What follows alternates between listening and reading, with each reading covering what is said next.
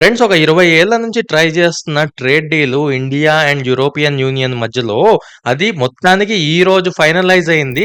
అసలు ఈ ట్రేడ్ డీల్‌ని మదర్ ఆఫ్ ఆల్ డీల్స్ అని చెప్పి మోడీ గారు అన్నారు. And also European union president Ursula కూడా అన్నారు. అసలు దీంట్లో ఏముంది? అసలు ఈ ట్రేడ్ వల్ల యూరోప్‌కి ఏం బెనిఫిట్? మన ఇండియాకి ఏం బెనిఫిట్? ఇదంతా తెలుసుకునే ముందు ఫస్ట్ మన ట్రంప్ గురించి కొంచెం మాట్లాడుకోవాలి.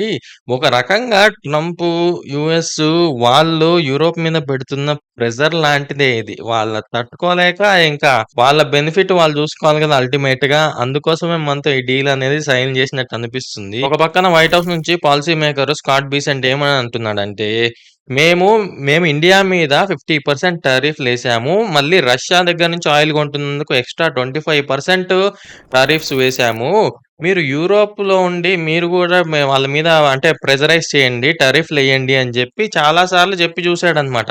కానీ యూరోపు అలాంటి టారిఫ్‌లయితే వేయడానికి చూడలేదు. కానీ సైలెంట్‌గా ఉంది. అంటే ఒక రకంగా యూఎస్‌కి సపోర్ట్ ఇస్తూనే సైలెంట్‌గా ఉందనమాట. ఇప్పుడు రష్యా, యుక్రెయిన్ మధ్యలో జరుగుతున్న వార్‌ని ఏదో యూరోప్ మీద జరుగుతున్నట్టు వీళ్ళు ఇలా ప్రొజెక్షన్స్ అయితే చేశారు గదా! కానీ యూరోప్ ఎందుకు సైలెంట్‌గా ఉందంటే ఇన్ని రోజులు ఎనర్జీ మెయిన్ అక్కడ.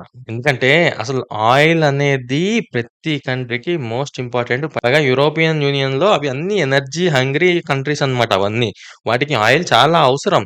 అందుకే వాళ్ళు రష్యా విషయంలో మరి అంత లేకుండా సైలెంట్‌గానే ఉన్నారు. సో, మన ఇండియాని కూడా వాళ్ళు వదులుకోవాలనుకోవట్లేదు ట్రేడ్స్ విషయంలో. ఎందుకంటే వాళ్ళకి చైనా మీద ఓవర్ డిపెండెన్సీ అయిపోయింది. ఇన్ని రోజులు వాళ్ళు చైనా మీద డిపెండ్ అయ్యారు. కానీ చైనా వల్ల వాళ్ళకి ఎందుకు కొంచెం లాసెస్ వచ్చాయో నేను ఇప్పుడు క్లియర్‌గా ఎక్స్‌ప్లెయిన్ చేస్తాను. చాలా ఇంట్రెస్టింగ్ ఉంటుంది. ఇది అందరికి తెలుసుకోవాల్సిన విషయం. జాగ్రత్తగా వినండి. ఎవరైతే ప్రెసిడెంట్ ఆమె ఉర్సులా ఉంది కదా! తనేమంత అమాయకురాలు కాదు. తను చాలా తెలివైనామె. అసలు ఊసరవెల్లి అంటారు జనరల్‌గా. వాళ్ళు చైనాతో ట్రేడ్ డీల్ కుదుర్చుకొని 20 ఏళ్ల నుంచి చాలా ఫ్యాక్టరీస్ అయితే పెట్టారన్నమాట. కార్ మ్యానుఫ్యాక్చరింగ్ ఇలా వేరే సెక్టార్స్‌లో. కానీ ఎప్పుడైతే కోవిడ్ వచ్చిందో చాలా ఫ్యాక్టరీస్ అన్నీ బంద్ అయినాయి. ఇంకొకటి ఏమైందంటే రష్యా, యుక్రెయిన్ వార్ మధ్యలో వీళ్ళ supply chain, oil supply chain అవన్నీ బ్లాక్ అయ్యాయన్నమాట. వాళ్ళకి చాలా అంటే కంజెస్టెడ్‌గా అనిపిస్తది గదా! మరి ఆయిల్ అనేది బ్లాక్ అవుతా ఉంటే. అప్పుడు వాళ్ళేమనుకున్నారు అర్థం చేసుకున్నారంటే అన్ని గుడ్లు ఒకటే బాస్కెట్‌లో పెట్టకూడదు. ఇప్పుడు కంప్లీట్‌గా చైనా మీదే డిపెండ్ అవుతే మనకి ఎప్పటికైనా ఇలాంటి ప్రాబ్లమ్స్ అనేవి తప్పవు.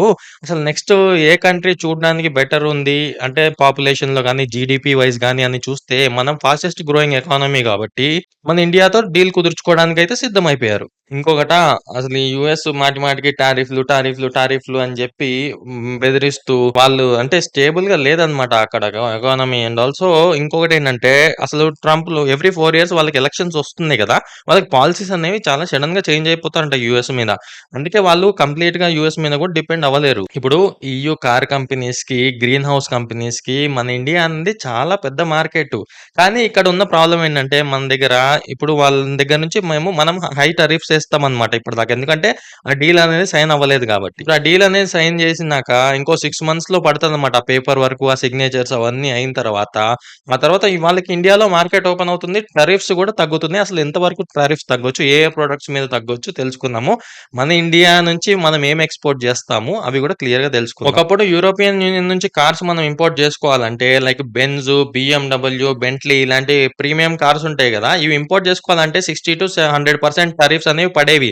కానీ ఈ ట్రేడ్ డీల్ సైన్ అయితే మెల్లమెల్లగా 20, 30, 10 ఫేజెస్ వైస్‌గా పర్సెంటేజెస్ అనేవి తగ్గించుకుంటా వస్తారు. అది వాళ్ళ కార్ కంపెనీస్‌కి బెనిఫిట్ అవుతుంది. అండ్ ఆల్సో ఇండియాలో కార్ మార్కెట్ అనేది చాలా పెద్దది.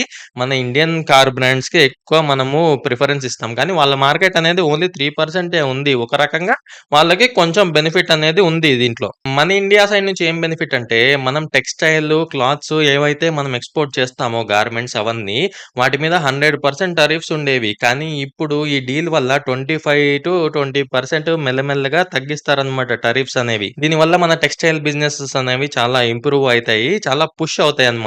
ఓన్లీ టెక్స్‌టైలే కాదు జెమ్స్ ఉంటాయి గదా! జెమ్స్, జ్యువెల్లరీ వీటి మీద గూడా పర్సెంటేజెస్ అనేవి తగ్గిస్తామని జెప్పి వాళ్ళు అంగీకరించడానికి రెడీగా ఉన్నారు. ఇంకొకటి మేజర్‌గా ఏంటంటే మన ఐటీ సర్వీసెస్ ఏవైతే ఉంటాయో యూరోప్‌లో మనం సర్వీసెస్ ఇప్పటికి 30-35 బిలియన్ వరకు మనము కాంట్రిబ్యూట్ చేస్తున్నాము ఎక్స్‌పోర్ట్‌లో. కానీ వాళ్ళేంటంటే రూల్స్ అనేవి చాలా స్ట్రిక్ట్ ఉంటాయన్నమాట. వీసాస్ అనేవి అంత ఈజీగా రాకపోవడము, చాలా రెస్ట్రిక్షన్స్ పెట్టడము. అసలు ఇప్పటికే జాబ్స్ లేవు గదా!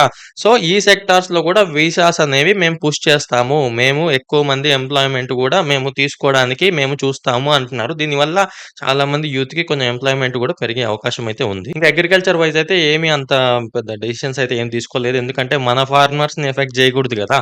అందుకోసం అని జెప్పి దాని మీద అయితే ఏమి అంత పెద్ద అంటే డెసిషన్స్ అయితే ఏం తీసుకోలేదు ట్రేడ్ డీల్స్. ఈ డీల్ వల్ల యూఎస్ ఆబ్వియస్‌లీ జెలసీ‌గా ఫీల్ అవుతుంది. నిజంగా ట్రంప్ మాయ చేసే పనులు అలానే ఉన్నాయి. మొన్నేమో నాటో సోల్జర్స్‌ని మా యూఎస్ వాళ్ళే ఎక్కువ కాంట్రిబ్యూట్ చేశారు ఆఫ్ఘనిస్తాన్ దాంట్లో.